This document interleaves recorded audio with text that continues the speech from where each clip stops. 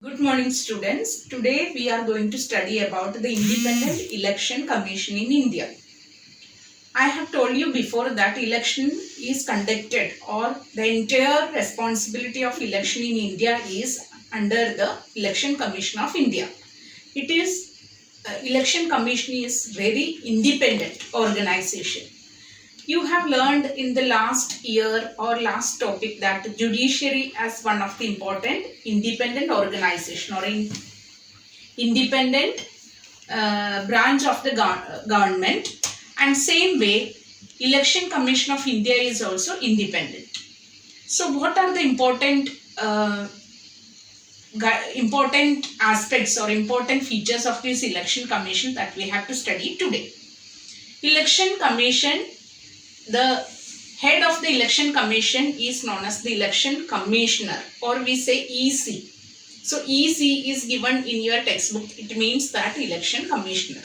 The election commissioner is appointed by the president. So once the president appoint the election commissioner, after that the election commissioner is not answerable to president or the government or even to anybody.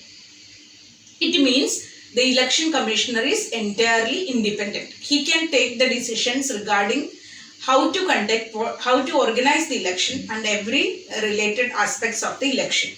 So that is why EC or election commission is known as the independent organization, because once appointment is over, entire responsibility of conducting, controlling and every work is under the election commissioner. He is totally independent. So what are the important functions of this election commissioner? Let us study. Or this election commission, what are the important role of the election commission? We can study. First important point is that election commission decides on conduct and control of the election. So EC or election commission conduct and control the election, that entire duty or responsibilities under the election commission. No government organization is interfered in this matter. Second thing is that it implement the code of conduct. Yesterday we have learned about the code of conduct. Election law states that the code of conduct they have to, or the parties have to follow. So this code of conduct is prepared by and implemented by the election commission. Third thing, that even election commission can order the government. Election commission can even order the government to follow the guidelines.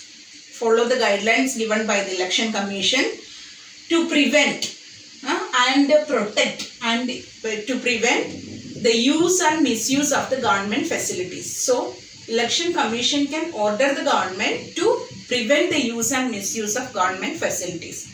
That shows the independent election commission, or the election commission is independent. Last one is that the election commission can even election commission appoint, or with the order of the election commission, the government officers, state government or central government, whoever it may be, they work under election commission during the election days. For election, conducting election officers are in need. So these officers are working under the government organization like state government or central government.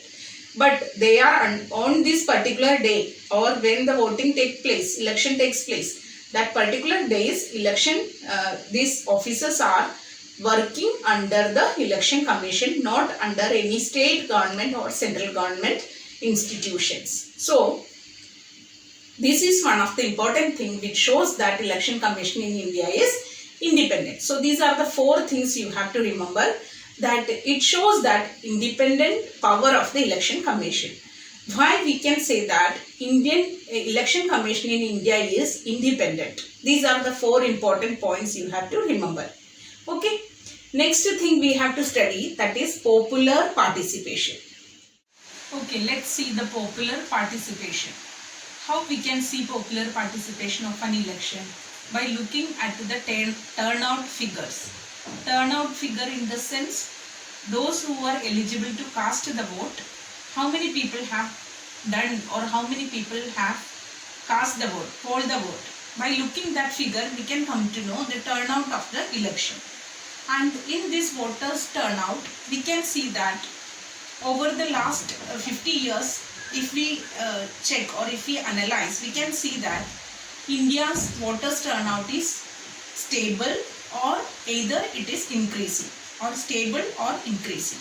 Okay, so we can see that popular participation or people participation or voters participation in election is stable or it is increasing. Next, another important thing we can see, that is in India, underprivileged poor people and illiterate people, they give lot of importance to the election than the rich people. So those who are underprivileged, those who are poor and illiterate, they give lot of importance to the election than the rich people. But in America or other European countries, we can see that the people who are rich people, they give more importance to election than the poor people. This is entirely different. So this is another important thing to check the popular participation in election. Next thing, that popular participation can be analyzed by that we can see that nowadays people participation in election is increasing. Okay, even from out of 7 members, many members or many people join in the political parties and they become the member. So we can see that political participation or participation in election related activities or campaign etc. is increasing nowadays. So from that we can analyze or we can check that popular participation in the election in India is increasing. And these are the things that we have to understand about the popular participation in India. Now next we can see that how people accept the election. You can see that people in India, or if we take a general study of the election in India, we can see that the ruling party alternate years or after 5 years the ruling party lose the election and the opposition party come into power. This is the trend in India. But sometimes it is exception. Some years it is exception. Otherwise, generally I am saying that the trend of India's election shows that the ruling party lose the election in the next after the next 5 years and opposition party coming to power. This is a general trend.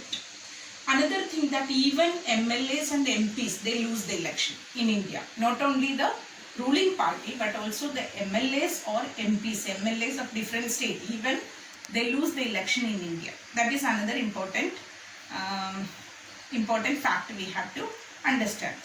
Next thing that we can study about election in India, in that acceptance of election, people understand those parties and candidates who use more money for election campaign or election related activities, they lose the election.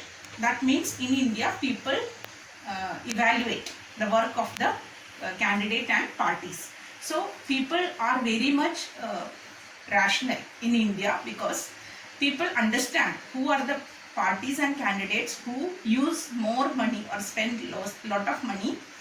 Generally we can see in India that they lose the election. That is another important thing, that how people accept the election in India. And another thing, that even in some of the constituencies, some rigging or some threatening of voters, some cases happen, but people accept the outcome of the election, or people accept that accept the result of the election. If anywhere any malpractices happen, even though people accept that election's result. This is another important acceptance of election by the people in India. So from all this we can understand that people in India are very much rational and very much alert. So because India is a democratic country, people are very cautious and very alert. These are the important things. You have to just keep it in your mind. The important challenges of election in India. Challenges here in the sense problems of election. Problems, many problems we have discussed earlier, that many problems of malpractices happen in our country even. And what are those challenges? These are some of the important problems to conduct a smooth election. in our country. So those challenges we have to study. First important thing is that people, they spend a lot of, or people in the sense parties and candidates, they spend a lot of money. Even though election commission has given a particular budget to spend for the election campaign, many rich candidates and rich parties, they spend a lot of money. This is one of the important challenge of election in India. Second thing, so second important challenge I have to say, that is candidates with criminal connection. They push others who are very much interested in election. They push others to get the ticket in the sense seats, to get the seats in some constituencies. So candidates with lot of criminal connection, they push others who are actually interested, who are actually deserving, they push others to get the ticket in the constituency. This is another important challenge we face in our country. Third thing, that dynastic succession.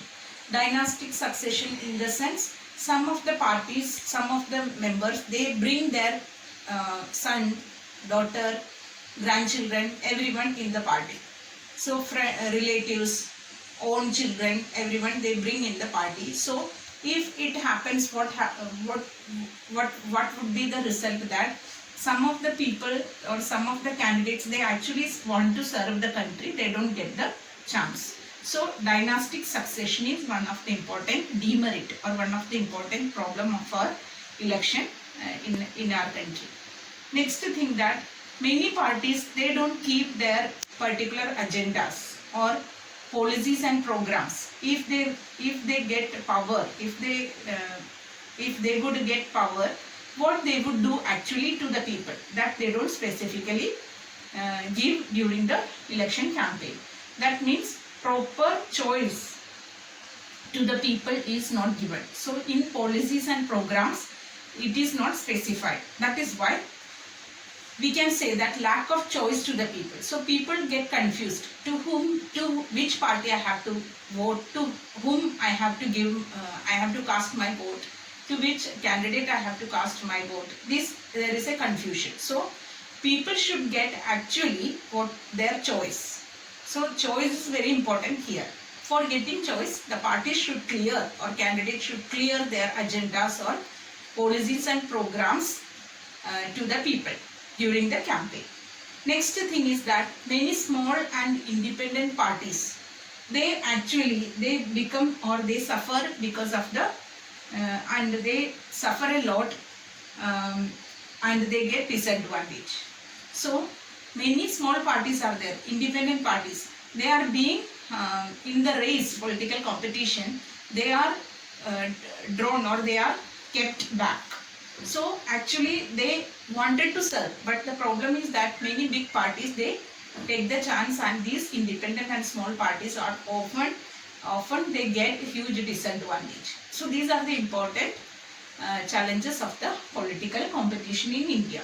So challenges of politics, or challenges of the election, we can say that these are the important challenges of the election in India. So in this lesson we have studied that we have studied about the Haryana election. Through that story we have come to the topic of election, and we have studied how the election conducted in India. Then we have studied about the election, how who conducts the election, that is Independent Election Commission conduct the election, and about that powers of the Independent Election Commission we have studied. Again we have studied about the important acceptance of election, then popular participation of election, and the challenges of election. So these are the important things that you have to remember.